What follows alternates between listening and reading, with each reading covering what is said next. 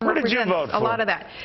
I knew you were going to ask me that. The cheerful one is Newt Gingrich. I have appreciated what he has stood boldly for. He has been the underdog in many of these primary races and these caucuses. Your husband, right? He was an early backer of Newt Gingrich. Did he convince you, or was this, you felt, look, I've looked and weighed all of these guys, Newt's the guy? Newt is whom I chose up here in Alaska to best represent ideas that many Alaskans want to see as the preferred presidential candidate. You know, that was only on Fox Business Network, Sarah Palin telling me that Newt is her guy.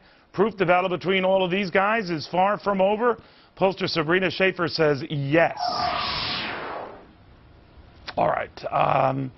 That's going to be the big issue for Republicans, period. If she has now said, that is, Palin, who has an enormous popular support within the party, is saying that she's not satisfied with Mitt Romney as the steward leader of that party, what does that say? It says that this race is far from over. Look, last night was, Romney might have, you know, a lead in the delegates, but that he does not have a decisive number needed to win. And I think that last night's performance was lackluster. You know, was it a big surprise that he won Massachusetts or Vermont or Virginia, where he was the only one other than Paul on the ticket? No, and there is just a general sort of lack of enthusiasm still out there. And I think that, you know, the interesting thing about speaking with Palin about this is that I think that Palin was sort of that jolt of energy that kicked a lot of Republicans, you know, into high gear in 2008, and we're still sort of waiting for that energy burst right now for 2012. We put out, you know, a call to the Romney campaign. They gave this statement campaign memo more to the point, and I quote, "Super Tuesday dramatically reduced the likelihood of any of Governor Romney's opponents obtaining the Republican nomination."